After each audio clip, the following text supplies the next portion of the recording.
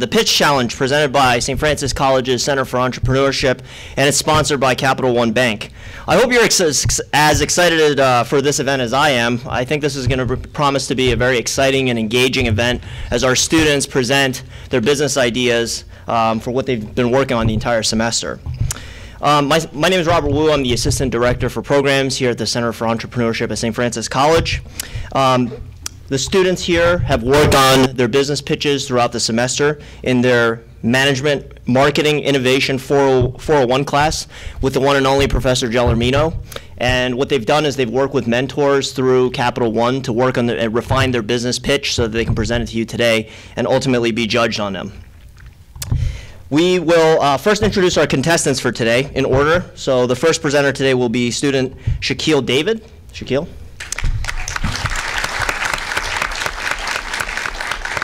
He'll be followed by Corey Fisher. And then Islam Mala. Nicole Molinelli. Francisco Rivera. And finally, last but not least, Nicole Spataro will present hers. Okay, before we begin, I'd like to introduce our judges for today. Introduce our judges and ask them to please stand up so they can so we can give them a round of applause. The first judge for today will be Teresa Badeau, who's from Capital One Bank. Teresa. Thomas Flood, who's the Vice President for Development at St. Francis College. Thomas. Kristen Leoce, who's the Executive Director, Live Media, Time Inc. Abhi Anuket, who is the President of Persurix, LLC. And finally, Rob Oliva, who's the Director of Community Partnerships, Special Events, Campus Security here at St. Francis College. Okay. So in a few minutes, we'll begin our presentations. Please hold your applause till the end, and we'll have plenty of time to applaud all of these contestants today. We'll also take questions from the audience at the end so that you guys all have the opportunity to ask the contestants of whatever it is that's on your mind. At the end, the judges will tally up the votes. Dr. Anderson, who's the Executive Director of the Center for Entrepreneurship, will then announce the winners and present the checks to our winners as well. All right. Without further ado, we will start with Shaquille David. Good morning, ladies and gentlemen. My name is Shaquille David, and I am the sole proprietor of a new creative, innovative app that I call Class Companion. This app was derived because I am a college student myself, and I know how stressful it can be to get through classes, and I want to help my colleagues as well as myself raise GPAs and raise the whole GPA of the school. So I created a small app that's very helpful. I call it the College Survival Kit, Class Companion. We have special features on our app that no other app has to offer, and I will get into them now. First of all, our app is the only app that voice record lectures and turns them into typed text for translation technology. This means you can be in a classroom with your iPad, iPhone, or anything, and you can record what the teacher says, and it will record it for you and write it into text so you don't have to type, so you don't have to write anything down. Sometimes you can write down notes, and sometimes the teacher's talking at the same time, and you don't understand what they're saying. Also, if you're absent, a student on the app can send you the lecture voice, I guess as a social media type thing. They'll send you the actual recording if you're not here that day. That way we stop absences as a way of not getting notes. Next, we have a section for messaging other students in that particular course to create more interaction. I know how it feels to be a freshman, and I know that I was very awkward and I didn't know what to say to people, and I didn't know how to break the ice. This way is sort of a texting or like a Facebook messaging way where you can actually talk to your classmates and say, hey, did you get the homework? I didn't get the homework. Can you give me the notes, et cetera, et cetera. We also have a section for buying and selling textbooks for fellow classmates in the whole school. Now, sometimes we all want to sell our textbooks. We don't know how to sell it. We don't know how to get rid of them. We want to make our money back. What we're going to do is that we're trying to get into contact with PayPal so you guys can actually send your textbooks to each other instead of having to meet up and do all that extra stuff. This way we create a marketplace so anyone can sell the textbooks. And what we do is that we actually take a percentage of every item sold. This way we make a small percentage. It wouldn't be hindering to your wallets. And lastly, we have a section for scanned in-class handouts instead of physical paper copies to reduce paper costs in the school. Teachers give out a lot of handouts, a lot of worksheets, and instead of having papers printed or ink wasted, we could save money that way by having it all on the iPad or iPhone or MacBook or whatever you use. This way we save a lot of ink in the school and we can use that money to benefit somewhere else in the school, such as school activities. Now I have possible competitors, but I crossed it out because my app is the only app on the market, so it's hard to find a competitor. So what I thought was, being a newcomer in this market, I feel like I should make these quote-unquote competitors my partner. All these items like Google Translate, any educational apps, Apple voice recognition, Adobe and student social media outlets, we can use this to actually combine into my app to make it one big, like, massive app in time. So we can use these things and incorporate it, like the Google Translate. I can use it to get the teacher will have a microphone, and it's going to be translating the notes into the tablet or MacBook or whatever you want to use. So as far as competitors, we don't have any direct competitors, or we want it to work with people. We don't want to see them as a threat. We want to see them as someone that we can actually get along with, because I won't make any money trying to be better than someone if I just join the market. Because the app market is very low barrier to entry, so anyone can join. So I don't want to seem as a threat. I don't want to seem intimidating. I want to seem like I'm here to help and expand. Now I will leave everything else. Questions? All right, well, it's never easy to go first, so congratulations Thank you. and thank Yeah, you for being so brave. Or did you pick the short stick? How did that work? It just happened by random. Well, yeah. you did a great job. And I guess my questions are, the app world is I won't say it's an oversaturated market, but there's a lot going on in the app world. Things are developing each and every day. So you touched on your competitive advantage, the way you are positioning yourself as the only app. Are you sure of that? Yeah, I did my research, and the only apps that are out there are apps that are educational apps, such as help with math equations, stuff like that. They don't have an interactive app, such as you can talk to a classmate. They don't have apps where you can record a teacher's voice and have it translated into text, so you can save it for later. There's no app where you can send someone's lecture to another student if they're absent. This way, I did, as far as research, absences and bad note-taking are the #2 reasons why students don't do well. They're a direct correlation to bad grades. So as far as I'm concerned, I feel like if I can actually make this app come to fruition, we can raise all GPAs. And I feel like anyone can use this app. And I asked like 25 people, I surveyed 25 of my colleagues of my age, over 18 by itself.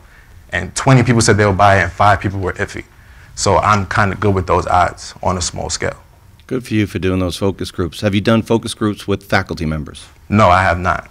But I feel like if I actually did, I feel like this would be great for teachers, because teachers don't want to use absences as a reason why they don't get good notes. And on the app itself, the teachers will moderate anything that's said to one another by students. So if a student says, hey, I didn't understand this, that can give a teacher the idea oh, well, maybe I have to go through this again. So they can moderate to make sure it's just straight academic information, nothing like lollygagging, no jokes. It's just straight academic conversations. All right, my last question before I pass it to Kristen is a very practical one. How do you make money? Well, I was glad you asked that. I didn't have enough time in the speech to actually explain it, but what I wanted to do was that I wanted to take a small percentage of any textbook sold over our marketplace in partnership with PayPal, as well as advertisements around, you know how on the app it has small advertisements on the bottom, on the top, some pop-ups, etc. So if we can gain that much exposure and people want to advertise on my app, we can definitely charge them for a small banner. And this way we can make the app free for students. And this way we can put pressure on colleges to give out apps, give out iPads with apps on it.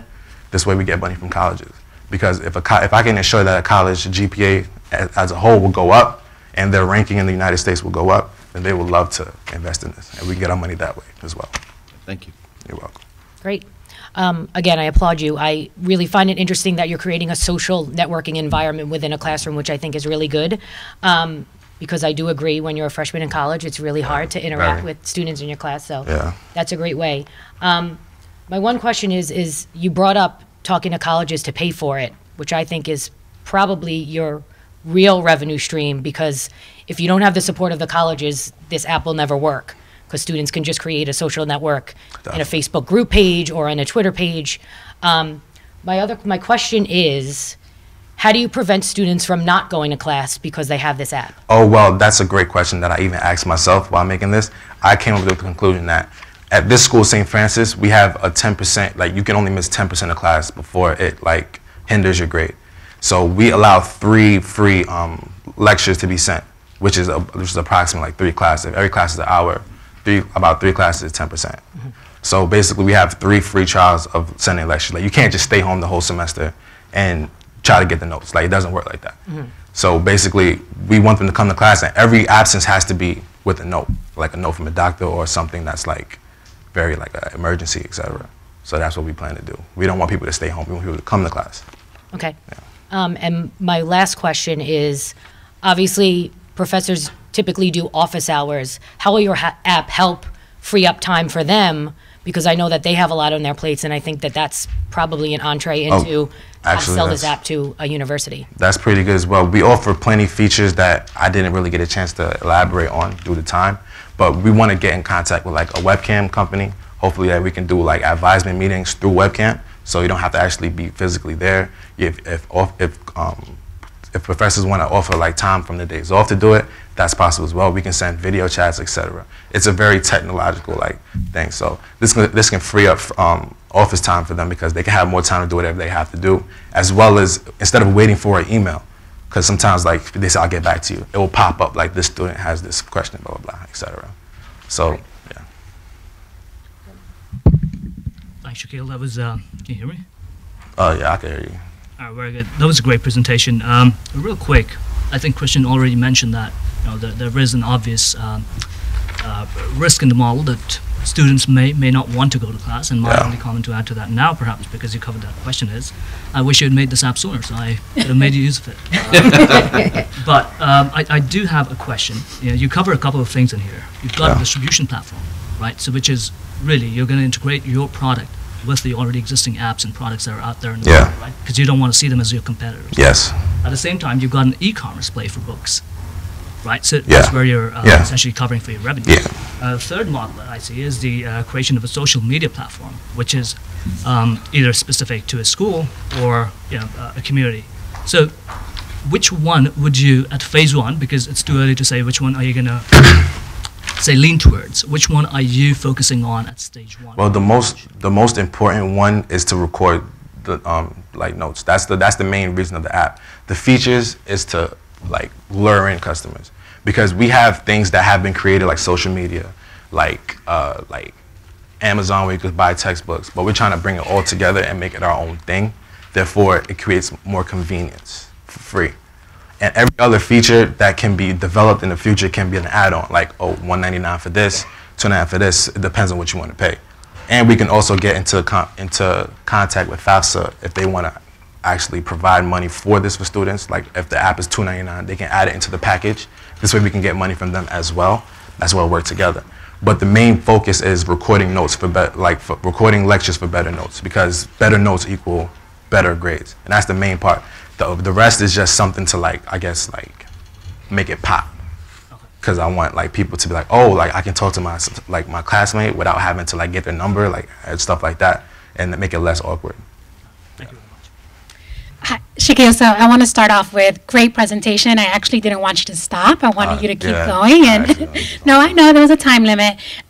So really, the question that I have is really, what is your experience in developing this application, and who have you identified, if anyone, to join you on this team? Because there are a lot of features that you're thinking about that I think would be beneficial. And some of the questions that I thought about is, where will this information be stored? How much is it going to cost to get the technology for the voice to text? Is it compatible with other platforms like Blackboard, for example, or other programs that schools use that could possibly be another leverage or entry point for you? Yeah, I believe you're referring to the risk and mitigates of this app, and I derived that myself. I feel like the risk is that I barely have any technology experience myself.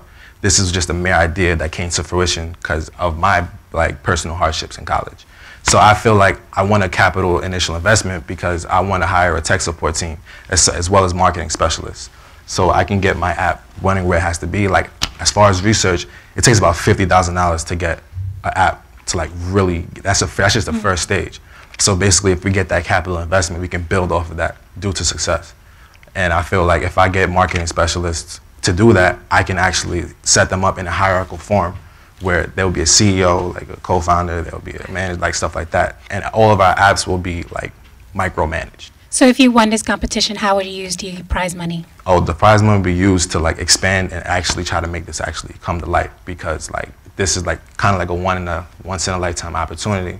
So to use this money, we can actually make this help. And I feel like it's beneficial not just to me, but just to like all college students. And like even behind you, we have high school students come here. I didn't know high school students were gonna be here, but I feel like if they were into like going to college, they would probably buy this app themselves. And I feel like this money is not just for me, it's for like, it's to give to me to give back. That's the whole point. You don't be greedy in business, you just try to like help others and the money will just flow. Okay, great, thank you. You're welcome. Shaquille, great job with the presentation and your in-depth follow-up with all the questions from all of our panelists here. Thank you. Being a faculty member and hearing this, I see definitely there are advantages of having a note-taking feature. But also being a faculty member, I have a question. What happens if there's a faculty member who doesn't give a student permission to record? Well, it doesn't give us some permission to record. To record the lecture, how do you handle that? That is beyond my control. Okay. I can only persuade a college dean or whoever administrator to allow that. But if that's a personal preference for a teacher, the most I can do is tell the students get in contact with me and explain to the teacher why I think that it should be used and how it can be beneficial to the students and the teacher. But I think it will be heinous because it takes like pressure off the teacher, because the teacher says, well, you have no reason to not have the lecture because it's recorded. So it's like, even if you're not paying attention in class, you can go home and listen to it again. So if I give you a test and you fail, it's like you have the lecture with you. You don't have to write anything down.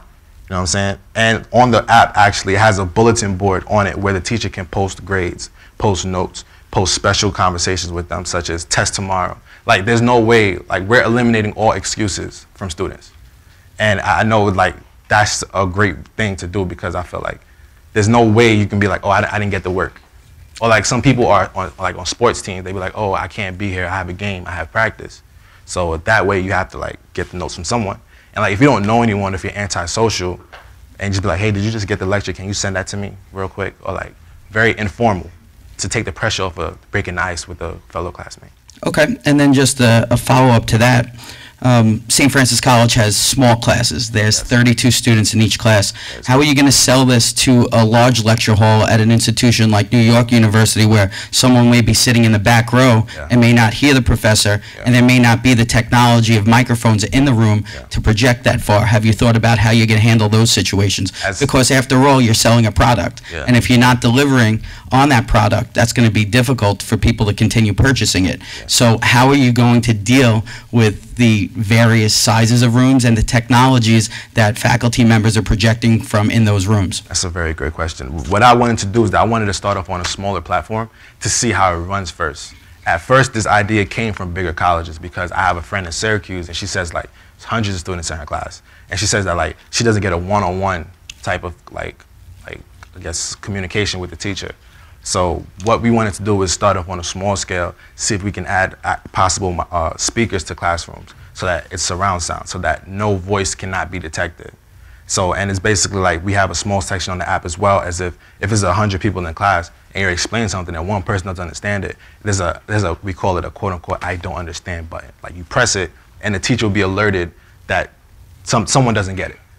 So they don't just continue on. But what we're trying to do is start off on a smaller scale. And if we build up more revenue, we can add more speakers and more technology so that everyone can get the lecture instead of just a smaller scale. So we're trying to build up. Like, we're thinking small.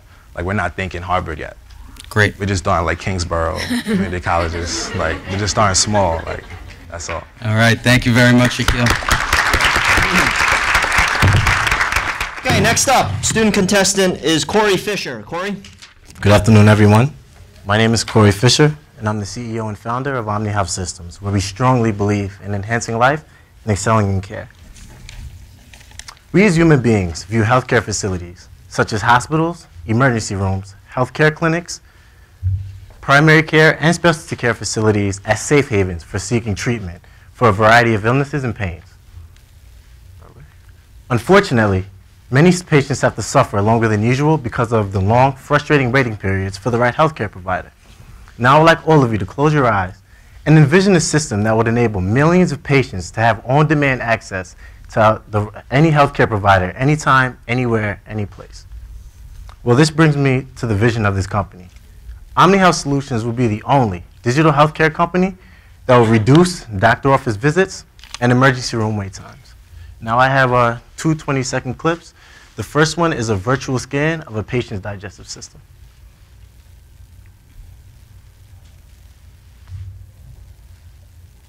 So that's what our user interface would look like.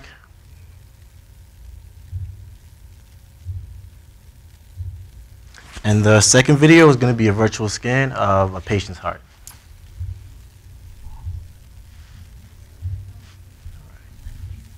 Now, it is through this software that healthcare providers will be better able to efficiently monitor, diagnose, connect, and prevent diseases with patients they see on an everyday basis through digital lifelike portals.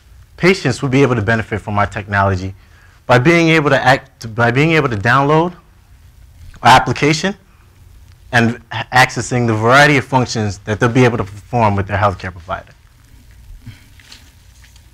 All right. And this brings me to my target market. OmniHealth Systems will utilize two business models, which will be business to business and business to consumer. Our business to business model will consist of the healthcare facilities I just mentioned, which are hospitals, hospitals, emergency rooms, primary care, and specialty care facilities. Our business to consumer model will consist of our patients. In regards to our marketing tactics, OmniHealth Systems looks to market this technology through a variety of social media platforms, such as Facebook, Twitter, Instagram, and YouTube. Now, of course, with HIPAA and all the privacy issues, we will be in compliance with our HIPAA regulations. In regards to our stage of development, OmniHealth Systems is in the conception stage, in which we are in talks with a company overseas who specializes in health information technology and 3D medical user interface graphics. So our barrier of entry. OmniHealth Systems' barrier of entry is high because of the influx of capital needed to start and grow the business, which is between $500,000 and $1 million. Now, 90 digital healthcare companies last year secured $2 million each. And this year alone, digital healthcare investments have grossed $3 billion. And so investors are looking for companies that are delivering those four sections, which is patient delivery, diagnostics, decision support, and connectivity. So in regards to our competition, of course, there are many companies out there that are trying to find a digital solution to improve patient delivery and medical outcomes. Our direct competitors consist of ZocDoc, NantHealth, and Epic Systems, and I'll explain those later in the presentation. Our indirect competitors consist of the healthcare providers who don't necessarily want to switch to a new technological healthcare model, as well as patients who just want to stick to the traditional route. What gives us a sustainable competitive advantage is we will provide vast integrations of technology to our patients and healthcare providers via our systems. And we will do this and grow exponentially by filing multiple patents for our intellectual property. Now, I'm a strong believer in social responsibility, and I believe that OmniHealth Systems will give back to the community by offering free screenings to inner city kids in underdeveloped neighborhoods. And that's it.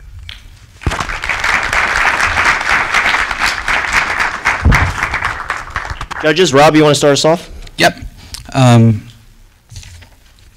Corey, I think the last thing that you said about being corporately, socially responsible and what you do is an extreme important part of what you're doing, and kudos to you for that. One of the things that scares people away from visiting the doctors is the unknown, not knowing, not understanding medicine, not understanding. So when you're incorporating technology into this now, do you think that you're going to get more people involved because of the technology, or do you think that it's going to complicate matters? I think we'll be able to get more patients involved for the simple fact that we'll be to raise patient. We'll be able to raise patient awareness. So, for instance, like if a patient doesn't understand, the procedures on how an operation is done, we'll be able to provide that transparency in which they'll be able to know what a healthcare provider's decision process is and be able to know just what it is that the healthcare provider's decision process is in order for that healthcare provider to go through those processes. Okay, and what type of technology would the user need in order to gather all this information? Because the videos you displayed look like very, very complicated things that, you know, there were oohs and ahs in the audience. Really, really cool stuff. But, you know, what do they need to make sure that they get the best quality, they get the best video? And if you're going to be dealing with a program with inner city kids who may come from low socioeconomic backgrounds, you know, how are you going to provide them with the technology to make this available? Right, so our target market, which is our B2B clients, that's necessarily for their systems. So what we look to do is we look to implement that software into the hospitals and healthcare facilities. So that's what the doctors will be able to view. Now, for the patients, we'll kind of simplify it a little bit, whereas they'll have digital lifelike portals in which they'll be able to book appointments, they'll be able to talk to their doctors via email, via text message, via teleconference. So they'll be able to do a variety of functions that are not necessarily as technical as the one you just saw. Those are for the doctors who have the medical competency to understand like the vitals and everything like that. Excellent. And last question is, you know, there's been a big overhaul in the healthcare industry. Yes. How would someone pay for this? Would it be out of pocket? Would it be a copay? Would it be working with insurance companies? Right. So for our business-to-business clients, we look to implement the system, and I did my research, and the software needed to be installed in hospitals, range around $30,000, in which those hospitals pay a monthly fee. Now for our patients, like I said, with the app, they'll be able to download it for free, in which they'll have 3-tier systems. So there'll be a gold, there'll be a silver, and there'll be a platinum. So in those in-app purchases, they'll be able to access a variety of functions depending on the tier system that they look to pay for. So for instance, the platinum system, they'll be able to have different incentives. They'll be able to have more access to different specialties, such as an orthopedic surgeon, such as an oncologist, a cancer doctor, and a variety more specialties. So the more you pay for each system, the more care that you get. Okay, thank you. Nicole? Hi. Corey, let me start by saying, first of all, I think you did a phenomenal job. You truly showed that you did a lot of research. It was evident in your presentation. Don't know a lot about healthcare. However, I felt like I knew enough to understand what what your pitch was. I also, comparable to Robert, I commend you on at this stage of the game, thinking about giving back, right? So the free screenings for low income, absolutely phenomenal. Thank you. And it says a lot about your character. The question that I have, or what I would like to hear, is a little bit more about your competitors. Right. So I think that you're, for any business, as we move forward and we think about the generation that we're going into, right, you have to be cutting edge. It sounds like innovative. I think it's absolutely necessary. And so it sounds like you have the technology piece, right? Mm-hmm. It sounds like the social media piece. But can you talk to me a little bit more about your competitors? Yes. And I know it's limited the time that you have for your pitch here. Mm-hmm. And with your competitors, what is your biggest obstacle that you feel like you face based off those competitors? Well, along with me, as well as the hundreds of healthcare companies out there, our biggest obstacle, I would say, is adoption. So right now, like, the adoption rate with healthcare technology is very low. So the companies that I listed, such as ZocDoc, that's an online booking agency. So healthcare providers will have access to their portals, and then patients will be able to book their appointments through them. NanHealth is a company that specializes in oncology, which is cancer. So what they do is they specialize in creating another digital portal for patients to actually review their doctor's notes and go over the treatment plans for their cancer patients. And Epic Systems, which is an electronic health records company, they have, I believe, over 800,000 patients in their systems. So in regards to competition, I'll be going up against companies that offer hospitals, electronic health record system. I'd be going up against companies that look to increase patient delivery and medical outcomes, which a majority of our medical, the majority of our digital healthcare companies are looking to improve that. Because we spend, I don't want to like bore you guys, but our GDP, we spend $3 trillion on our GDP, and even the government is now giving incentives to hospitals to install these healthcare information technology systems. So it's coming to a point where it's going to be a lot of competition, but we believe that we can definitely secure a big market advantage. So if I can give you just a little bit of advice, extremely knowledgeable and you're extremely passionate, right? So not now, but I want you to kind of think about, 2 sentences that you start off your pitch as you move forward, because you absolutely need to stay in tune with this and develop and go as far as possible as you can with this. Right. It's a phenomenal idea. Thank you. But as you move forward and get in front of some more investors and grow your business, start off with 2 sentences on what separates you from those competitors. Right. Good job. Abhi? Sure, that was a very good presentation. I hope this is better now. Can you hear me? Yeah, good. All right, very good. So I kind of, that thought from Nicole resonates with me very well. This is a solution, number one, that must be achieved to whatever extent you can. So I really commend you on trying to attempt something like this at this stage of the game. I know there are high costs to, very high barriers to entry, plus the cost that's required to be covered in terms of getting the product out there, integrating with other partners and so forth. I guess one of my more specific questions is, have you thought about skirting around the legal hurdles that you may face in terms of adoption? Because I hear this time and again. Yes. The biggest issue that you face in your industry is the adoption rate. Right. Folks will, by and large, just cite the HIPAA laws and other regulations and say, our solution is better than Corey's because we achieve all these other fragments and he doesn't. Right. So how would you skirt around those issues? I would scale around those issues by, in a sense, doing direct marketing, where we would sit down with each individual patient and go over what it is with our technology that'll be able to connect with them on an emotional basis as well as in a financial basis. Because I know healthcare costs are could be like, what's the word for it? Could be a strain on a family, and I just would want to sit down with each and every single individual family and be able to discuss with them what it is that we'll be able to bring to the table in regards to their medical health. So that's the direct-to-consumer sort of model that you figured out. Right. What about the B2B play? That's where the question is. Right. So now, So now our B2B model, we'll be able to.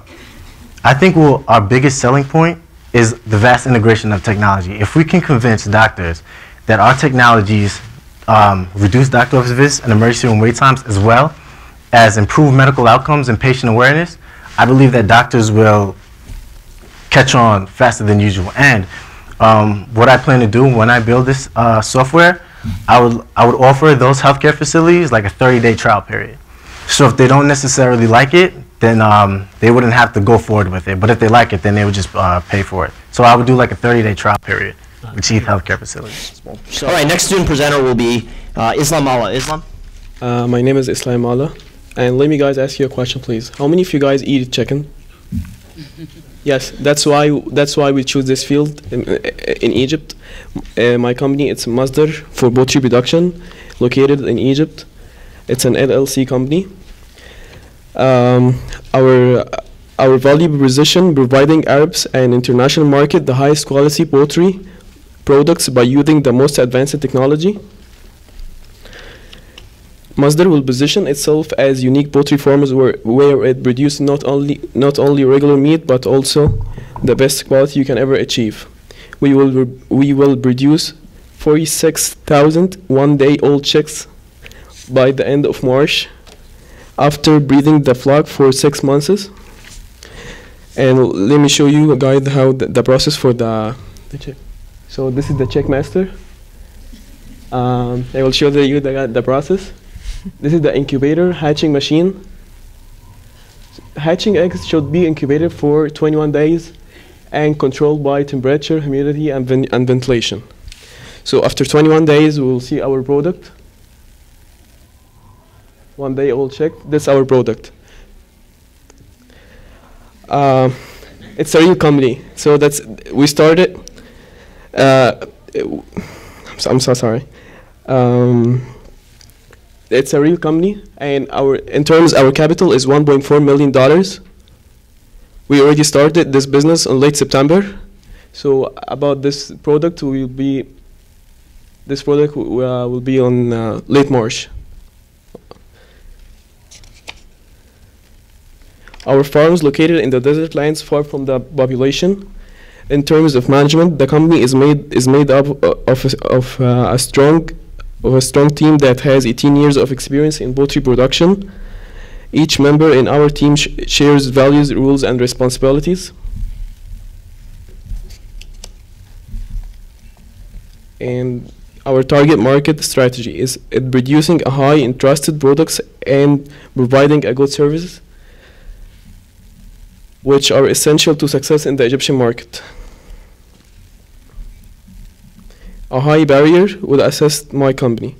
We are already an existing company, so a high barrier would be only protected in our position in the market.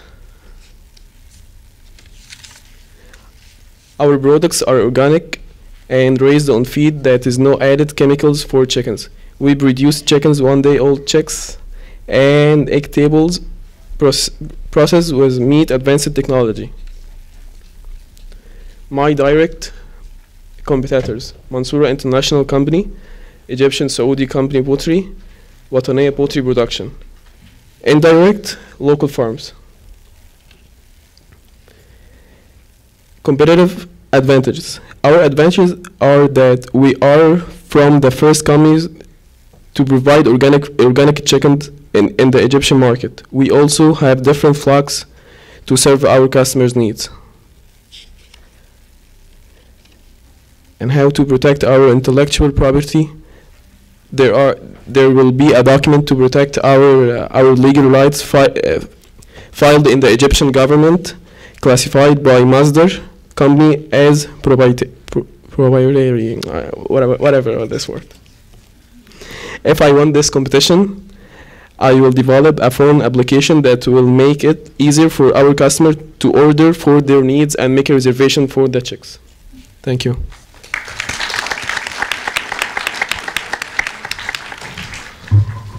Well, congratulations, you're already a successful company. So I just have a couple of questions. You talk about that you're the first company to offer organic chicken in the Egyptian market. Typically, obviously, organic food costs more. How are you going to combat that with somebody who just says, I just want to buy the cheapest grade of chicken and put it on the table for my family? The quality. Yeah, the quality of the chicken and the small chicks. It's gonna be perfect on the breeding and for the flock. So we have a different flocks for the customer needs. I'm sorry. So we have an organic and non-organic. So we have both of them. Mm-hmm. So variety for the customers. Mm-hmm. Yeah. Okay. All right. And then my other question is, you mentioned creating a phone application as opposed to calling in their orders. Yes. Are you not marketing this to grocery stores, or is it only a model where you have to actually physically call the company to get your chicks delivered? Could you repeat that question, please? Sure. You talk about creating a phone application where, yes, think of it as the modern day milkman. You order it on your phone and suddenly there's chicken at your doorstep. Yeah. But you mentioned that is juxtaposed to calling in your order. Is it not something that's available at grocery stores for people to just buy, or is it more of a direct model? Yes, it would be available for the groceries and the retailers and for individuals. Okay, great. Thank you. Thank you. Oh, sorry. That's okay. Go ahead. I'll go next. All right. Thank you, Islam, for the presentation. Right. Really interesting. Couple of questions. One is, are you focusing now on the sort of the chicken commerce business model, which I would categorize as kind of like the e-commerce for organic chicken distribution? Is that something that you want to do? Because that's sort of apparent somewhat towards the end of your pitch that I have here. Yes. Is that what you're trying to vie for, or is it just the distribution, which is the regular distribution model for organic chicken? Yes. Which one? The mobile or the online distribution, or the one that's already existent? Okay, let me make it more clear. Okay. What is your core focus right now? You're already an existing company. You have a market value. You have a market size in Egypt, right? You want to expand that by means of online platforms? Yes, for the online platforms, and we did an export last year to Turkey and Saudi Arabia and Emirates. Okay. Thank you very much. Thank you. Thomas? Okay, well, again, good job. Something that I would like you to do more of when you're presenting, be a little bit more confident. You have a lot to share here. This, as Kristen and Abhi has said, this is a successful business. All right, so speak with confidence and look at us. Oh, Talk okay. to us. Yeah. All right, it's very, very important as you're pitching this. What I'd like to know, again, you talk about your competition, and I am ignorant in that competitive market. I want to know what you're going to do different besides the organic stuff. Is it service? Is it style? Is it the way you position things? How are you going to differentiate yourself? I mean, you're recreating your brand because you have 18 years of experience. Why are you going to be different moving forward besides the organic aspect of it? Yes. We have a huge numbers of competitors, but most of them have not high skills and future orientation. And we are using the most highest technology in meats. All right, and how much does this app cost? We don't know yet, so we still using that. Okay. Nicole? Great job. I would say that you know, I agree with a lot of my colleagues. It seems that you have a lot of information, and one of your advantages is, again, that you are an existing business, right? Yes. It's not just a concept. So you've had the opportunity to have strengths and observe your opportunities, which is great, right? Instead of thinking what they may be, you can kind of combat based off of experience. You use that during your presentation, right? Give us a little bit more sense of what really worked for you, right? Your video is great. Unfortunately, I'm a vegetarian, so I couldn't. You have to eat chicken. Yeah. Can't really speak about that piece. But use your strength of being a business, right? Already being in business. And I might have missed this. How long have you been in business? We have an experience for 18 years. We did a new line, so we did a new company with a new logo, with all that stuff. Okay. We're already in this field from 18 years in Egypt. Okay. So the next step, right, and so during the last presentation, one of the things that I talked about is cutting edge, and as we move forth, being, you know, innovative and making sure that you stay on top of the times, right? Have you seen a need for this particular app? Has it been a demand for it? Where did the concept come For the app? Yeah. Yeah, actually, because we are producing every day after 6 months of breeding 46,000 the chicks. So everyone making a reservation for if someone need like 20,000 or whatever, so he can make a reservation, but I can hold the money because it's a market, so the price maybe go up or go down. So he just need by date, and he just need the 20,000 or the 40,000, whatever, for the chicks. I don't know. You got my question? Did my answer or not? Okay. Kind of. I guess, you know, and not for right now. As you move forward, right, and I'll say as you continue to develop the business as well. Just be a little bit more specific on the demand, right? And is it a demand that you identified, or is it a demand based off your experience in your business that your clients were asking for? Yeah, it's according to the market. Okay. So I can know the price of that. Thank you. Rob? It seems for many years you were able to have a successful business without the use of technology. looking at your written pitch analysis, your company doesn't have a website. Would you for this company, for this company, for Mazda, we don't have yet for Mazda, but we have for other companies. Okay, so it's your intention to create the website and then create the app. Yes. Okay, so I think you shouldn't put the chicken before the egg, literally, when it comes to that. So I think that's something you should focus on when you're putting this together. In Egypt and in your particular region where you're going to be marketing and selling this to, are they used to, and just piggybacking on what Kristen said, are they used to ordering online? Are they used to ordering via an app? And will this be something that will increase your business, or will it be a barrier? No, they didn't do that before. This will be we will be the first company to do this application, so we can do reservation for the stuff. Okay. Thank you. Thank you, Islam. Thank you,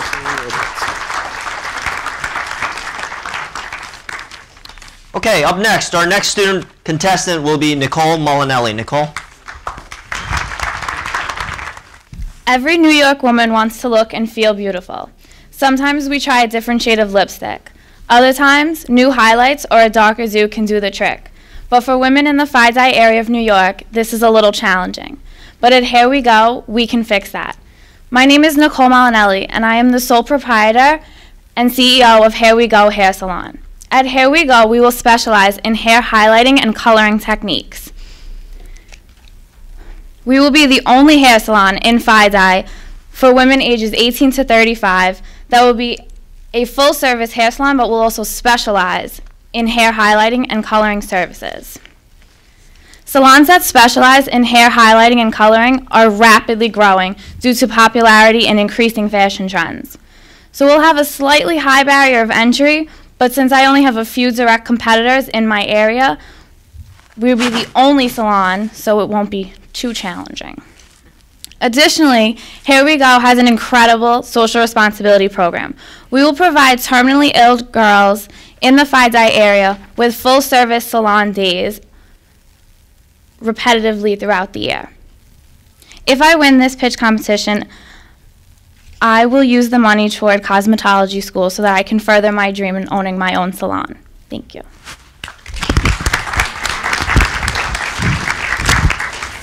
Judges, Rob? Since I'm not an expert in the hair industry, as you can tell, I'd like to defer to one of the ladies to go first. Oh. Nicole? So I do have hair. Great pitch, sweet to the point, right? Short and to the point. And I'm a true believer that you don't have to overcomplicate things to get your point across. So I thought you did a great job, and thank you. I loved your introduction, right? So I'm a huge fan when somebody starts a presentation, a pitch, whatever you have, with just identifying how does this affect you and how does it affect the market, and I think you did a phenomenal job with that. Thank you. If I can give you some feedback. Yes. I just missed the targeted age. You said 18 to 35. 18 to 35. I just missed that age. Well, I like to think so. You know, a little bit of advice, I would say, just kind of expand that a little. Okay. You know, us over 35, we like highlights and colors too. You know, I think I'm in the target. Okay. So I just, like I said, just so just expand that a little bit. You know, the other piece I would talk about, and I guess I'm a little confused about the competitive market. You said locally you don't have competitors, so is it that you're just focusing on the local area that you're in? yes. Okay. So there are multiple salons, especially in a 2-mile radius. There's a high concentration of salons, but very few specialize in highlighting and coloring. They have basic knowledge, and it really just doesn't come out nicely. So at Here We Go, we would be a full-service salon, cuts, colors, blowouts, but we would really specialize in balayage and ombre and highlights and things like that. Very good. What I would end with, again, I love how you're giving back to the community, and I think it's a phenomenal idea. for terminally ill. You know, one of the biggest issues that terminally ill children is self-esteem, and so that's a great way to give back. So thank you for that. Thank you. Abhi? Oh, wow. Okay. This is quite different from the kind of things that I do, but here's my take on this. You know, somebody said I have always something to say, so I'll just come out right with it. Focus on the terminally ill quotient in your business plan. I think that has a huge win if you look at what you're trying to achieve. I mean, you can do whatever else you're doing that I'm, not an expert on, so I'm going to refrain from saying anything on that. But if you take this angle of providing some sort of a service to the terminally ill girls, I think you have a great advantage there. It adds a little bit of a USP to your business model, and you can then couple it up with the organizations like Ronald McDonald House and so forth, and sort of deliver that as an add-on to the services that they provide. Please. Thank you. Thank you. Sorry. Kristen, go ahead. Sure. To elaborate on what Abhi and Nicole said, I think obviously the social responsibility aspect is incredible. What I will say, having in your target market, and I work in the financial district, which makes me the person that you want to bring into your salon. So I'm a little confused on the 18 to 35, 18-year-old high school, just entering college. They're probably not spending a ton of money on their hair, whereas the more in the 30s are going to spend a lot of money on their hair. So what I would say is focus that a little bit more, especially because you're stressing the financial district, which is working women. So I just want to hear a little bit of why you're focusing more on highlighting as opposed to me as a working woman. If I want to get my hair done when I'm at work, I want a 15-minute blowout and I want to be out of there in 20 minutes so I can go back and have lunch. Well, I live in FIDA. I've lived there my whole life. I grew up there. And I have been faced with the problem my entire life of where am I going to get my hair done. My hair has come out orange and brown and slightly green, and it's never been fun. So, and all my best friends live in the area too, and we always have a problem. So my market research targeted more people my age who have lived in the area, and the area is rapidly changing into more of a family area as opposed to just working area. So as a whole, I pulled people who have lived there and have always struggled. I personally go to Staten Island to get my hair done. My best friend travels all the way to Brooklyn. So we don't understand why we live in Manhattan. It's the center of the world. Why can't we get our hair done here? Sure. So I focused on that more, and I got much more positive feedback from that age group than 35 and over. Yeah. What I would say is just target families, target mothers bringing in their younger daughters to get their hair done, target the people who are residential in the FIDI district as opposed to the working woman, and I think then it's a great idea. Thank you. Thomas? All right, I'm glad you mentioned family. I am the oldest of 7, and I have 5 sisters. You should start right at my house. My sisters would be all over that, and they are in that market group. I just love the name that you have with Thank you. It just jumps off the page, and it kind of tells us the story of the product and the service that you want to offer. It's timely, it's quality. So I applaud you for the creativity in that and the play on words. It's great. You're asking us to invest in you, right? I think that's unique, because what you're asking us to do is give you some resources to go to school to be a top-notch quality service provider for others. And based on your presentation, based on the way you carry yourself, I think I, for one, would invest in you because of the way you positioned the whole product that you're offering. So congratulations on that. I have one correction. Okay. You said the center of the world is New York. I just want to say that the center of the world is Brooklyn. Okay. Thank you, Nicole. Thank you. Okay, next up, our student contestant is Francisco Rivera. Mr. Rivera. Before I begin, I would just like to, myself and my peers would like to extend our gratitude to y'all for being in attendance today and allowing us the opportunity to present to y'all. Okay, so the real reason I'm here. Adrenaline. Adrenaline is the only non-profit organization in Brooklyn that will feature an indoor turf football field. Adrenaline will look to market to individuals in high school and up, so some of you guys in attendance, stay tuned. We will also have programs implemented for children ages 5 and up, such as flag football and mini training camps. The field itself will be a grass-like artificial turf field. It won't need much maintenance at all. Actually, it won't need any maintenance at all, so that's really good. Adrenaline currently is in the conception stage. It will be advertised throughout all social media outlets such as Facebook, Instagram, Twitter, and YouTube. Now, in terms of our direct and indirect competitors, there are a lot of direct competitors. However, they are all just gyms. They aren't complexes like Adrenaline plans to be. Some of them are the YMCA, Planet Fitness, Harbor Fitness, New York Sports Club, Brooklyn Boulders, and CrossFit, just to name a few. Adrenaline will be protected by copyrights, and the name Adrenaline will be trademarked.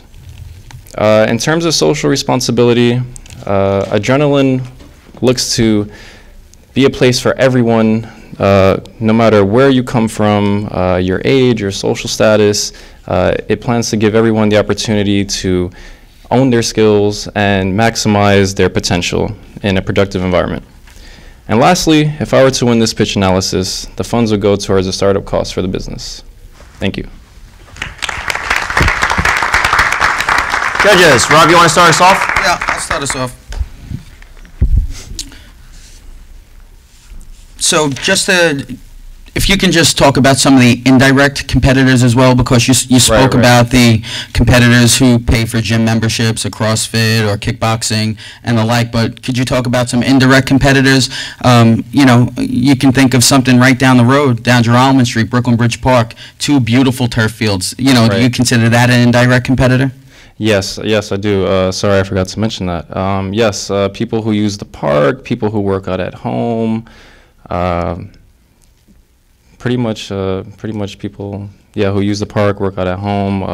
Anyone that's not going to the gym, that is, working out using any space necessary just to do a simple workout or whatever it is. And you have a large turf football field. I would assume you can do a wide arrangement of things. What would some of your programming be like? Because it's one thing that you're going to spend money to invest, get investors to open this big, huge 10,000 square foot turf field. But what are some of the programmatic elements, and what is your staffing going to be like? You said that you're gonna, if you win the pitch competition, you're gonna use the funds to start this business off. There's a lot of overhead of a complex that large. Could you go into some detail? Yes, this is a very high barrier of entry, so it will be difficult for other competitors to infiltrate this industry. But in terms of staffing, we will have certified staff. It's, like I said, it's currently in the conception stage, so all those kinks are being worked out right now. And I'm sorry, what else did you, if you win the pitch competition, how directly are going to use these funds? Because it's a couple $1,000s that you'll be given from Capital One.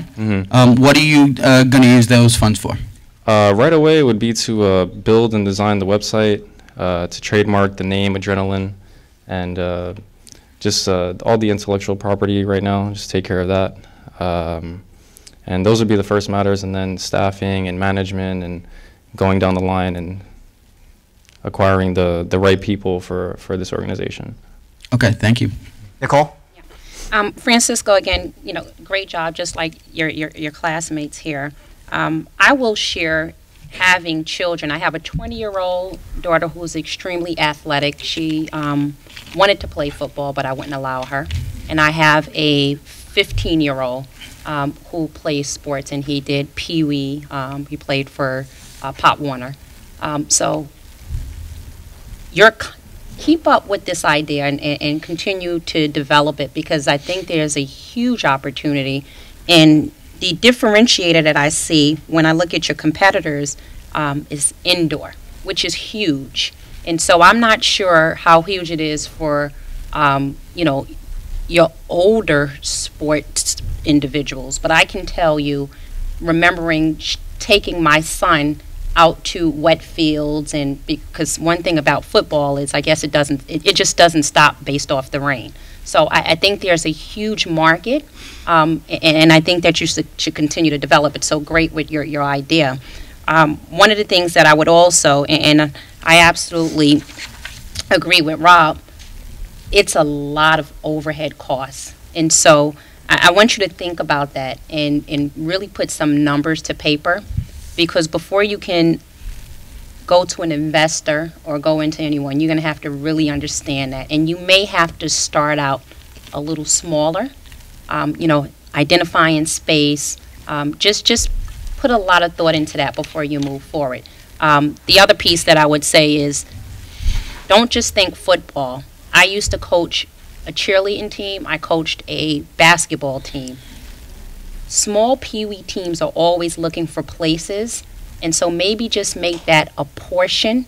Maybe it's the main piece, but also as you start to develop this complex, because it's indoor, just maybe think about having something that doesn't have the turf, that you can kind of, use it outside of football. But great job, and keep up the good work. Just to add to that, Nicole, facility rentals. Yeah. You don't have to do much work. You have to give them the space. So that's another revenue stream that you should look into. Right. Thank you. Abhi? Yeah, thank you, Francisco, for the presentation. A couple of thoughts, following up on the thoughts that just came out. This is obviously, again, a very high barrier to entry kind of model where you're essentially leasing out space and then renting it out. I would recommend thinking something along the lines of a platform, if you will, a social media platform, which is just specifically customized towards renting indoor turfs. Start that as a phase one, at a phase one, start that out as a process, and then start with the acquisition of the actual physical space later down the road once you have the capital or necessary backing with the rest of the investors. At the same time, I think there is a huge opportunity for you to partner up with the MLS and other programs or the local clubs, bring in instructors and sort of create instructor-led classes. And I think that could be a very interesting model, as opposed to just going straight on for acquisition of a real space and then using it as a turf, unless you've got a very interesting technology curve to the platform. And I mean the actual turf. Is it something that's vastly different from that's already existent in the market? So is that something that you have thought about? Like, is there a turf that you're creating which is absolutely new, or is it something that you need to think more about? There are turfs already that are currently being used, and but yes, we're still thinking it over and trying to find the right one. Okay. Mm-hmm. All right, I would leave you with that thought, though. All right. Thank you. Think of the online platform. Kristen? I agree. I think this is a great idea, and being a football fan, I commend you for it. What I will say, I find it interesting that your direct competitors are virtually all revenue-generating models, fitness clubs, where you can do a multitude of different workout activities, but yet you're a non-profit organization. Can you give some color as to what's your plan to fundraise and keep this going? Because as Nicole and everyone has said, it's a huge overhead cost to operate the facility. So how are you going to make that up and more to kind of keep yourself in business? Well, there are a number of different things that we could do, such as like phone-a-thons, just like door-to-door canvassing, applying for different government grants and stuff along those lines. Just hosting, special events, this and that, just to get the exposure and to get the name out there. But yeah, it's all in the development stage. Yeah. What I will say is two things. Think about the government's platform on childhood obesity, which obviously this can combat getting kids to be active as opposed to sitting at a video game or in front of a television. So that's a big one. The First Lady supports it a lot. Yeah, exactly. And the other thing is kids' birthday parties. I don't have children, but I know what the cost of a birthday party is, and it's very expensive. Yeah. So that is a very good revenue stream, and it'd be a fun thing to do to bring kids to. Thomas. Thank you. Kristen's comment is spot on with the government available funding. You should absolutely position yourself for that as a nonprofit organization. Again, I love the name. It gets me excited. Gets you pumped, yeah. I know. And I think you should, look at that smile. Share that. Yeah. Share that throughout your presentation. Get us jazzed up about this. Throw me a football. I'm ready to play. In fact, I was going to do that actually. Well, in fact, you have a target audience of high schools and up. I would fit that up area. Yeah. And I still play football, and we are constantly looking for fields to play on. We do not want to play on dirt. Right. We don't want to play on ice. We don't want to play in divots. Otherwise, I'm going to be visiting Corey over there at Omni Health System. Yeah. Looking for some help. Yeah, that's the beauty. We, run all year long. Partner with Corey. Listen, I think this is a great idea. There is a need. Take all this advice, put it into your proposal, into your strategic planning, and I think you'll have something real quality here. Congratulations. Thank you. Thank you. Thank you, Francis. Okay, our final student contestant for today will be Nicole Spataro. Nicole? Hello, everyone. My name is Nicole Spataro, and today I am here not only to pitch my idea to you, but to tell you guys a little bit of a story. Growing up, many people told me that I was never going to be a lawyer, that I don't have it in me, on and on. Now I'm here telling you about my company, Legally You. Legally You is a sole proprietorship owned by myself, named after one of my favorite movies, Legally Blonde. With the dream of being the next Elle Woods, I knew that I had to take my attorney's office a little farther, and starting with a different beginning with the name of the company, and secondly with my one-by-one policy. This means that my company will take on only one client at a time, depending on the complexity of the case. This means that my company is the only law company that will take on that one client, so we can provide expedited service, saving the client's time and money. As if divorces are not stressful enough, many lawyers try to take on more than they can chew. They push back paperwork, and they don't give any sort of personalized service. Legally You, attorney at law, provides divorce services mainly, but will be one kind of a one-stop shop, also with a combined package containing the segments of wills, estates, and child's custody, which you usually have to go other places to find those services. My target market are the couples located in the tri-state area suffering with irreconcilable differences. And the company has a low barrier of entry whereby law practitioners can enter this market at any time.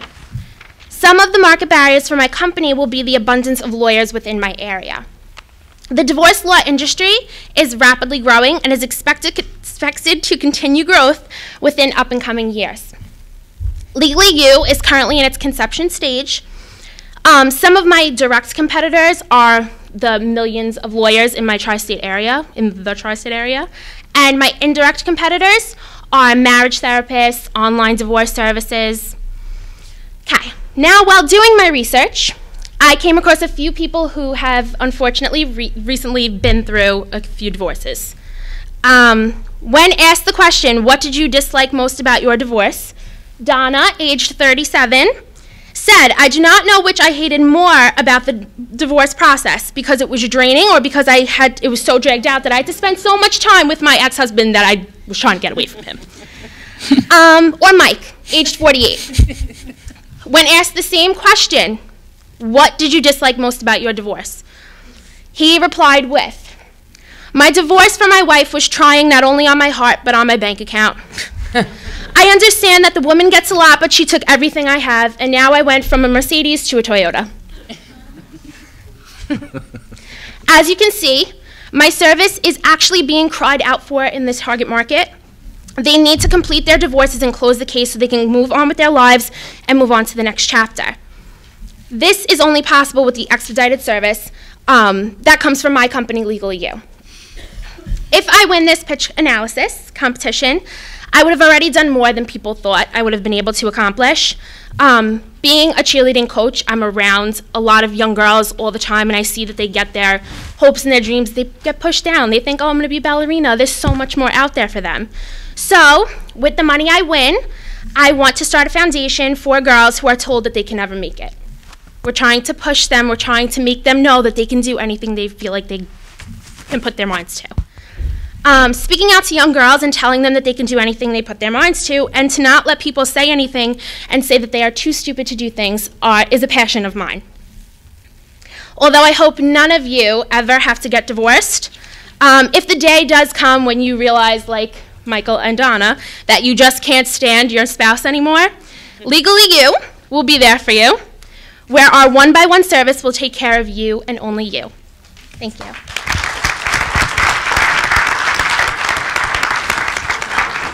Judges, Thomas, you want to kick us off? Sure. I love your energy. Thank you. Love your energy. I love the usage of the clips that you had up there. I was a little worried about some of them. But your message of empowerment, your message about giving back, wanting to help people, to me resonated with me. Okay. Thank you. I am not sure about the pitch or the product or the service that you're offering, because you described the countless lawyers that are out there and all the different services that they offer. You know, you talk about people with irreconcilable differences. There's a lot of them. I know. And there's only one of you. Yes. So again, when you dedicate all that time, individual time that you're proposing, it's a nice concept, but I'm not sure if it's realistic. Okay. So as someone who might be an investor, how do you... I hope not. How do you... No, not an... That's right. But an investor in the service. Yes. I don't want the service. I want to invest in the service. Yes. Point. It was just being recorded because my wife... Is she here? Convince me. Tell me. Okay. Now, lawyers, let's be honest, super greedy. Let's just put it on the table. Super greedy people. They are taking 5 couples at a time. They are taking way much more. And they are taking all of the money, like their hourly commission, they are taking that from 5 couples and expanding this, since they can't get the paperwork in on time and they can't do this on time, they can't do that on time. They are taking up to 3 years to complete one divorce. Now, my thought process is, if I do this one-by-one service, I take on my one client, I can put all of my energy. I know it sounds like I'm going to be wasting a lot of time on just one couple. I can put so much time into that one couple that I can get them done and out of there, as long as paperwork goes through and everything. Obviously, we have to take all of that into consideration. I can get them in and out of there, hopefully in a 4-month time period. I'm thinking 4 to 5 months.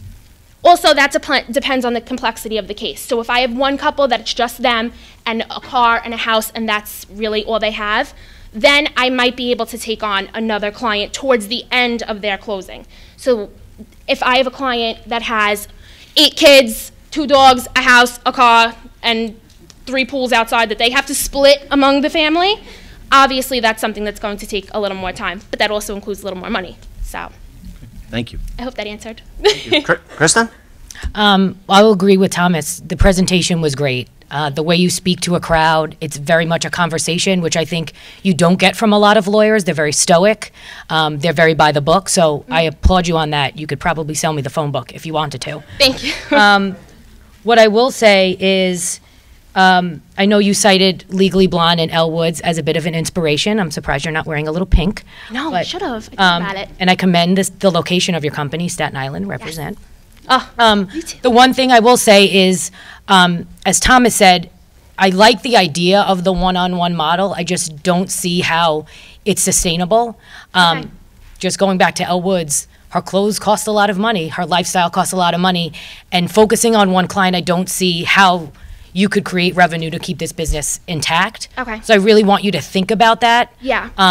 And maybe you just mold the idea a little bit more. But I do like the idea of one-on-one interaction. And what I will say is that divorce is a very emotional thing. Yeah. And having somebody like you with the personality and being so boisterous would be very, very welcome to people going through that. So thank you. Great job. Thank you. Abhi? Hey, thank you, Nicole. Wonderful presentation. Great energy, just like everybody said. And it's great to know a lawyer with great morals. Robert is one of them, I think. In his past life, he was a lawyer, so don't say all lawyers are greedy. But yeah, I think this is a very emotional process for people that are involved. And if you can reduce any pressure on them, cost-wise or emotionally, I think you're doing a great service right there. So I commend you for thinking of something like that. And since you're catering this, the idea of delivering really hands-on service to women primarily, if I'm right? No, I'm Oh, you're not. We're doing everyone, focused on the area. Okay. All right. So I think you should definitely go ahead with the idea. It's a great model. Thank you. That's all I have to say. Thank you. Nicole? Nicole, it's a theme, right? Your presentation is absolutely beyond your years. You have something that stands out, and so make sure you keep whatever it is that you're doing. continue. What I love about your presentation, and we'll talk a little bit about the business, but what I love about your presentation is, Thomas mentioned it a little earlier, people invest in you, right? The business is there, but reality is people invest in you initially, right? And you have that couple of minutes to make that first impression, and you've done that. You know, Kristen said you can sell her the phone book. Make sure you build on that. You did a phenomenal job with starting with the emotional piece, right? And you had a personal connection with us, helping us understand. Somebody said you cannot. And then when you end the presentation, you came back and you went full circle and you brought that back. So it kind of hit home. There's not one person that can't resonate with someone that said they couldn't or something couldn't be done. So great job with that. I just had to spend a little bit of time. Thank you. As you continue, whatever it is, just make sure you keep that. I would say that I would respectfully disagree with some of my colleagues. I believe in quality versus quantity. Okay. Right? I respect that. And so I think that you could be successful. I think that, you know, maybe not one client. You still keep the concept, right? Right? Because one client is a concept. It doesn't have to be literally one client. No. Right? Like I said before, it kind of depends on the complexity. Right. So. But I think that you could be successful. I think, you know, so for me, I will spend a little bit more money to go into a private shopping day at Neiman Marcus than going when it's open to the public, right? Because I understand that exclusivity, and I think that that's a great thing, and I think that would separate you from all the other lawyers, right? So don't let that be a hindrance. However, take it as something that you go back and you develop a little more, because it's going to require you to be just that much more better, right? Because people are only going to pay for quality. So yes, it's nice to have the one-on-one, but I'm only paying for the quality. Yeah. So I think, you know, and I guess it's not really disagreeing, but it's saying take the advice that you're getting and don't let it change your direction, because I think you have a great direction, but just help it build a little more. Okay. But again, I'll finish the way I started. Phenomenal presentation. The only one the other question I have is, when you talk about what you would do with the money for the pitch, it was based off of not your business, but it was more based off, you know, doing something for children. So find some way to tie that back together, right? Okay. Because it's the business pitch. You want to tie those two together as well. Okay. Okay. Thank Good you. job. Rob. Nicole, I'm going to change a little direction there. I think that you could be an aspiring leader of a nonprofit organization. Aside from, you know, wanting to, you know, run this company legally, you have great stuff here to form a nonprofit organization to empower young women. You want to tell them to be doctors. You want to tell them to be lawyers. You want to provide the services that will get them to where they need to be. You can form a wider range of partners to do so. So what I would recommend, not to, you know, take away from the business plan, I would look, as you invest that money, if you were to win this, in really moving forward and moving forth with the development of this nonprofit organization, because it's empowerment. If you can take the love, passion, and energy that you display to everyone here today and empower young women to do the same thing, to be the very best that they can, I think that is a direction that you can possibly move into. Yeah. So I just would like you to speak a little bit to that. What would your plan be? What are the beginning steps of developing the nonprofit organization, and what experience do you have to do so? Okay, just a little background. I've been a cheerleading coach for 5 years. I know I'm 20 years old, it's kind of weird. But 5 years I've been a cheerleading coach for 2 separate different teams of different ages. So I have a group of girls at Holy Child Church on Staten Island who are from the ages of 6 to 8. So it's hard for them. But even them, they come to me and we have this whole discussion in the beginning of the season. What do you want to be when you grow up? I want to be a ballerina. I want to be a dancer. I want to be a cheerleader. I want them to, I don't want their parents to turn around and be like, yeah, honey, be a ballerina. No. I want them to say, honey, let's go try and let's go try and make you a doctor. Let's go try and make you a lawyer. I feel like parents kind of at that young age, they start with, yeah, you could be a ballerina. No, we're gonna start this early. Then I coached from the ages of like, I think they were 10 to like 14. Those are the girls that are starting high school. Those are the girls that are going to be high school for me was the best 4 years of my life. That went way too quickly. 4 years is in and out of there. So you need to start at that age really thinking about what you want to do. I want to be a nurse, which is a beautiful thing. I want more nurses. I want more doctors. I want more lawyers. So I think that with my experience and knowing so many girls already, I feel like, and I'm very, very big into my church. I sing at my church. So I feel like I can kind of take my community already. Even if there's a Richmond County Fair, I can start at the Richmond County Fair, bring some girls in, talk to them. And not just me, I want women like you guys, or like Mary G, to come in and to come and talk to my girls. If that answered the question. No, it certainly did, and I think maybe you should think about moving in that direction if you win this. Thank you. Nicole, Great job. Two things. I agree. I think Robert's idea is incredible. Mm-hmm. So 2 things I would say. First, never apologize for your age. Just because you're young doesn't mean you're not knowledgeable. Okay. I say that. I'm a little younger than some executive directors in my company, but don't apologize for it. You're smart. You know it. And 2 is if you do win the money, buy the book Lean In by Sheryl Sandberg of Facebook, because that's what you need to do. I will. I have one thing to add, and it's not necessarily to you, Nicole, but it's to you and your colleagues, and it's really directed to Nicole and Teresa. I mean, you've heard a theme throughout this day about social responsibility, social awareness, community-centric minded efforts. Even if it's a for-profit company, they have a non-profit nuance. And again, I'm a little biased here, but I think that speaks volumes about what we do here at St. Francis College. It speaks volumes about you students, and it speaks volumes about our professors. So again, I just wanted to point that out because it's your partnership that allows us to do some of the things, the great things that we do today. More importantly, it's about the great things that they do tomorrow. And as the VP for development, you know what that means, right? Anybody know what that means? I will be asking you for an investment into those that follow. I want you guys and gals to be the most successful that you can possibly be. So you said go girl. I said go girl, go boys. Thank you. Great. So now you've heard from all of our student contestants. We're going to take this opportunity to open up the floor. I know if you guys are like me, I know you guys have a lot of questions. I don't have a question. It's just a suggestion based on what the judges told the last young lady. I'm sorry, I forgot your name. Nicole. Nicole. Maybe her services, when she expands, she can get lawyers on board with her that only tend to those clients. So she could take a percentage of that as well. So as her business grows, maybe her lawyers can do one-on-one services too, so she'll be profitable as well. Mm-hmm. Just in my business plan, I have like a lot of interns in there because I know how hard it is to get an internship. So they're gonna help me.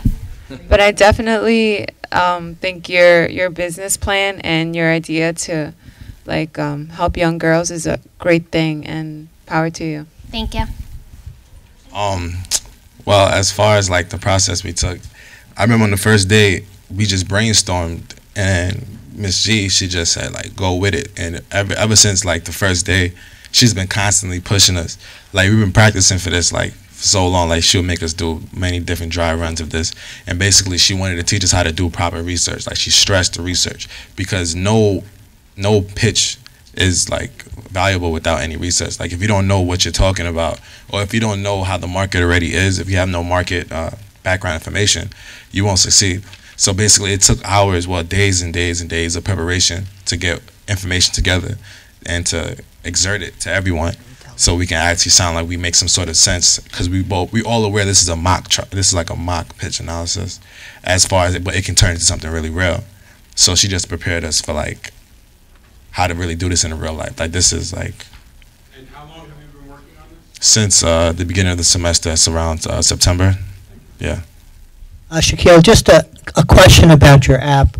Have you considered, or would it be possible in the note-taking format to have a person who might be a student with limited English skills to have the notes translated into his or her native language? Yeah, I'm actually glad you brought that up, because when I was sitting at this corner, I realized that I forgot to mention that. I'm glad I did too. Thank you. Thank you. As I've seen some of my colleagues in St. Francis, we have foreign exchange students. We have students who don't speak proper English. We have students who are more fluent in other languages. There are technological programs that change what's said into the best type of English possible. Like there's translators online where you can type in a phrase and it will translate it. So we can definitely work to the best of our ability to have that translated, especially someone who speaks like Spanish, but like we're taking an English course, she can definitely have that course recorded in English and just press the translation button and have it change to Spanish to the best of its ability. Thank you. Hi, I have a question for Ms. Bataro. Yes. So I understand that the basis of your pitch is quality versus quantity, and I understand that your service will rely heavily on the ease of time consumption. I want to know, have you done any research about any law firms or any lawyers who may also focus on that? Because I noticed that you did say that the lawyers, they are greedy and they tend to take in a lot of people, which I have heard constantly, but have you came across any lawyers that have been known for that, and have you came across any lawyers that may think like you, or any law firms who may think like you? I feel like a lot of lawyers might think like me in the beginning, just like I'm thinking this way. I myself, just like Nicole, am totally quality over quantity, so they might have a limit, not necessarily the one-by-one policy like I have. They might have a limit, so I will take on 3 clients in a year, or I will take on 5 clients in 2 years. They do have limits in my area. I did go out and I spoke to about 2 or 3. I mean, it's not a lot, but it did something. It helped me with my research. They definitely try to limit themselves, but it gets hard. They take on a lot. Also, they said before, I'm going to start in my house. I want to have a family. I want to have kids. So I'm going to start in my house, so it might be a little easier for me to do the one-by-one, if not with 2 clients at a time. Okay. Thank you. Thank you. You're welcome. Great. Great. Thanks very much. So we are at the end of our presentation for the pitch challenge. Everybody did a fantastic job. Just want to thank the contestants. We'd like to obviously thank our judges as well. The results are in. I know you guys are waiting for this, but before we get to the results, we'd like to have Nicole Moorer, who is the Capital One Small Business Area Director, come up and say a few words on behalf of the bank. Nicole? As I walked in, I had an opportunity to look at this presentation from a different perspective. So when I came in, Shaquille was doing his presentation. Did I pronounce your name correctly? Yeah, Shaquille was doing his presentation. And so I had an opportunity to see the presentation, not as through the eyes as a judge, but through a student or through someone that's viewing the presentation. And I was talking to 2 students that was out there, and I said, so is that something that you would think about? And they just were floored. And so, you know, the reason why I started that way is because you guys are phenomenal. I look at these presentations, and Mary, how long have we been doing this now? 4 years since I've been on board. I mean, when I see the evolution on how this program has just developed year after year, you guys are absolutely phenomenal. And I say that because you guys need to hear that. This is not easy, right? You guys are our future. So I think about some of the companies, our larger companies, right? And I think about some of the brands. When you look and you see a Nike sign, you know it's Nike, right? When you see the Apple, you know it's Apple. And I think about how folks built their brand. You guys are taking that first step into building your brand. I forgot who it was, but one of you mentioned, I think it was Shaquille, said, I know that this is sort of like the pitch or the trial. This is it. This is where you start. So always make sure when you guys have an opportunity to get in front of somebody, make sure it's your best, right? Because who knows, Tom could hit the lottery tomorrow, and Tom may have to invest in you. And this was your one shot. So you guys did a phenomenal job. again, I'm from Capital One, and we love doing things with the community. I have to tell you, this is one of my favorite things that I come to. I almost had to cancel because of a previous engagement, but it was no way that I would, because as I leave here, I'm so inspired. I mentioned to you that I have a 20-year-old, and I thinking about everybody that was here. So Shaquille, you spoke about, let me just go down. Shaquille spoke about the app for note-taking. I have a daughter who's 20 years old, who's a sophomore in college, who has a learning disability. That would help her, right? So then we went down to Corey. Corey, health, I'm not even going to tell you about the health issues, but let me just say, I would have, you know. I don't eat chicken, Mr. Islam, but I know a lot of folks eat chicken, right? So definitely a need there. Then we go into Nicole with hair. Spoke about her hair already. Football, have children that play football. And then last, Nicole, talking about a lawyer, in addition to inspiring kids. There's a need. You guys have tapped into something so great that you started from development to someone already having an existing business. I encourage you to keep moving. You've heard the oohs, you've heard the ahs. Let that be the spark that keep you moving, and that when we come back, you know, in a couple of years, forget Nike's brand, right? We'll have your brand. Make sure that you guys continue. It's so inspiring to me. Forget director, forget, this is your own business.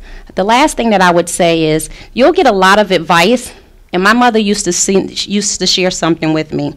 She used to say, Nicole, opinions are like noses. Everybody has one. And that's exactly what it is. It's an opinion. We're giving you guys our professional opinion, but when you're passionate about something, we're not telling you to change your idea. Nicole, we're not saying don't be a lawyer, just be a motivational speaker. You be a motivational speaking lawyer, right? You do everything, because you can do everything. And I would say it to everyone, just make sure when you guys leave out of here, you don't get this opportunity. Not a lot of people get this opportunity. You have a lot of professional people here that are extremely, extremely successful. Take that and you run with it.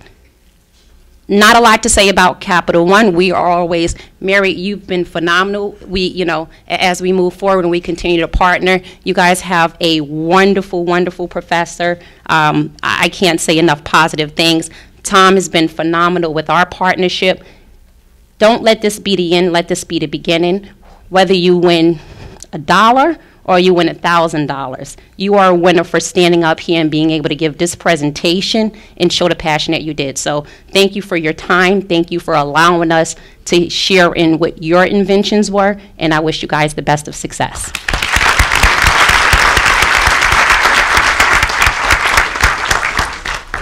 All right.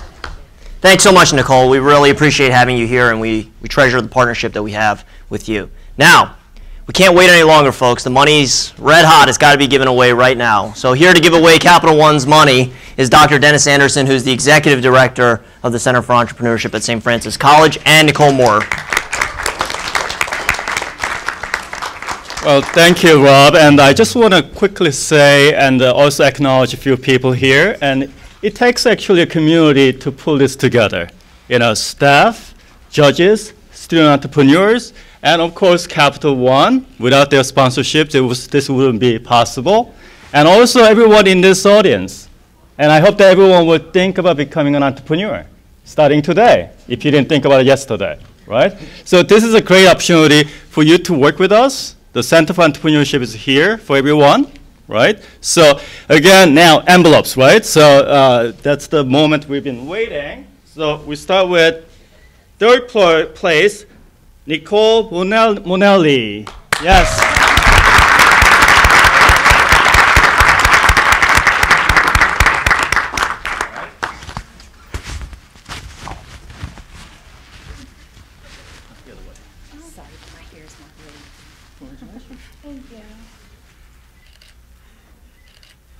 Great, thank you. You want to hang on to that? Okay.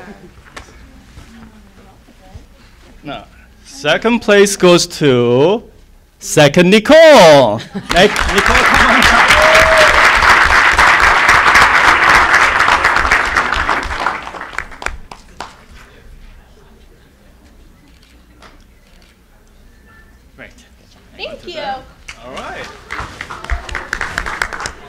But last, but the first goes to, can you guess who? All right, Corey Fisher.